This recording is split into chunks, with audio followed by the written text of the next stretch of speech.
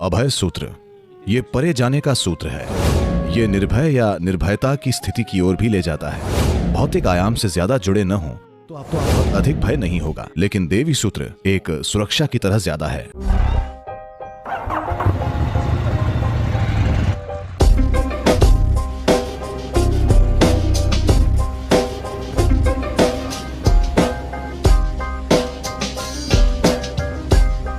योग के पूरे विज्ञान को सूत्र अलग अलग तरह के सूत्रों के रूप में विस्तार किया गया है।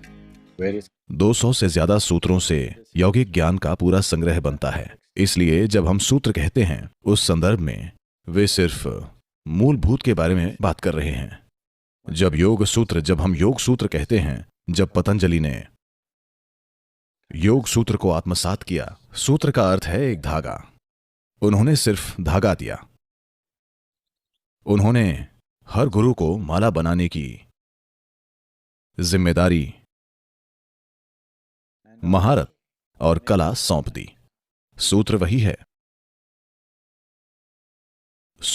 है, धागा वही है, लेकिन आप उससे किस तरह की माला बनाते हैं वो अलग है। बिना धागे के कभी माला नहीं हो सकती, लेकिन धागे के लिए कभी कोई माला नहीं पहनता। धागा जरूरी है, लेकिन ऐसा नहीं है। यह अपने आप में कोई उद्देश्य नहीं है, यह अपने आप में कोई लक्ष्य नहीं है। इसलिए हमने धागे का उपयोग करने के कई और तरीके ढूंढे। आपने मंगलसूत्र के बारे में सुना है? अगर यह ठीक से किया गया होता तो इसके पीछे सोच थी दो प्राणियों को एक के रूप में बांधना। यही सोच थी। आज यह सिर्फ एक रस्म बन गई है, वो अलग है। लेकिन अगर कोई है जो यह जानता है कि इसे कैसे करना है, तो आप दो डीएनए को इस तरह से मिला सकते हैं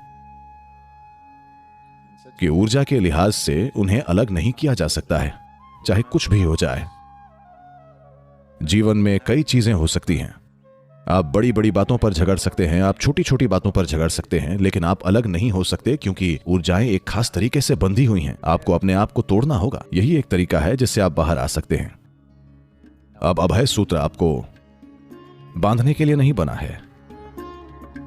दो प्रकार के सूत्र, दोनों को अभय सूत्र कहा जा रहा है। अभय सूत्र की परिभाषा देवी के सूत्र के साथ बेहतर जाती है, जो लाल रंग का होता है। जब आपको ध्यान लिंग से जुड़ी पंचभूत आराधना का सूत्र मिलता है, तो ये आध्यात्मिक आयाम को उभारने के लिए मूल रूप से आपके अस्तित्व के कुछ आयामों को बढ़ाने के लिए है। फिर इसे अभय सूत्र क्यों कहा जा रहा है? आपको समझना चाहिए, भय का मतलब है डर। डर का आधार आपकी भौतिकता है। अगर आप भौतिक नहीं हैं, तो क्या आपको भय होगा? नहीं। यह भौतिक की सीमा है जो भय का कारण बनती है। अगर आप बिल्कुल भी भौतिक नहीं हैं, तो आप किसी चीज से नहीं डरेंगे, है ना? तो उस संदर्भ में इसे अभय कहते हैं। लेकिन असल में यह परे जाने का सूत्र है। निर्भय या निर्भयता की स्थिति की ओर भी ले जाता है। हम इसे निर्भय सूत्र कह सकते हैं, और यह एक सुरक्षा की तरह है। यह आपके अस्तित्व के आध्यात्मिक आयाम को बढ़ाने के लिए है, ताकि आप कम भौतिक हो जाएं। अगर आप इतने शारीरिक नहीं हैं, तो आप में बहुत अधिक भय नहीं होगा। लेकिन देवी सूत्र एक सुरक्षा की तरह ज्यादा है। अगर धागा अपनी दृढ़ता बनाए रखता है, तो वो ऊर्जा बनाए रखेगा। तो कहीं 40 से 60 दिनों के बीच अगर यह सिर्फ एक धागा बन गया है, तो धागा पहनकर घूमने का कोई मतलब नहीं है। तो आप इसे उतार सकते हैं और इसे ऐसी जगह रख सकते हैं जहां यह आसानी से गल जाए। आमतौर पर परंपरा यह है कि किसी पौधे के पास एक छोटा सा गड्ढा खोदा जाता है और उसमें डाल दिया जाता है, क्योंकि उसमें पानी दिया जाता है और 3 दिनों के अंदर वो खत्म हो जाएगा। ये किसी और के हाथ में नहीं आना चाहिए। ये जरूरी है।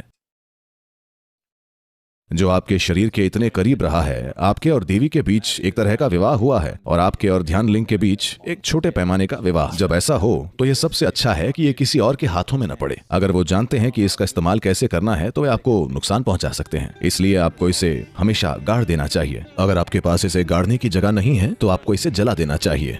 आप इसे जला सकते हैं और राख लेकर इसे अपनी विशुद्धि से नीचे अपने शरीर पर लगा सकते हैं। यह एक सरल तरीका है। नहीं तो आप इसे गाड़ दें।